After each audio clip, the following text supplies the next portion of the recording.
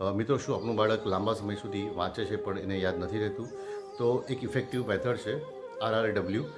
આ મેથડની અંદર બાળક રીડ કરે, રિકોલ કરે અને રાઇટ કરે, એટલે લખે છે.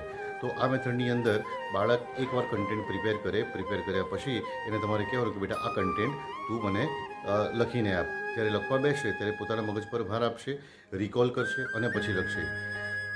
આ જ ટેકનિક ફરીથી કે જો બાળકને લખવામાં તકલીફ પડતી હોય, એટલે કે મારે નથી લખવું, તો એ સમયે તમે એને કહી શકો કે બેટા તું મને આ કન્ટેન્ટ તું એક્સપ્લેન કર. જો બાળક તમને એક્સપ્લેન કરે, કોઈ પણ લેંગ્વેજ હોઈ શકે, કોઈ પણ લેંગ્વેજની અંદર તમને એક્સપ્લેન કરે, ઇંગ્લિશમાં વાંચેલું હોય, હિન્દી કે ગુજરાતીમાં પણ તમને એક્સપ્લેન કરી શકે. તો જ્યારે એક્સપ્લેન કરતો હોય તો એ પોતાના બ્રેન ઉપર પ્રેશર આપે છે, અને જ્યારે એ પોતાના મગજ ઉપર બ્રેન ઉપર પ્રેશર આપે છે તો પોતાની ક્રિએટિવિટી અંદર એડ કરતો જાય છે.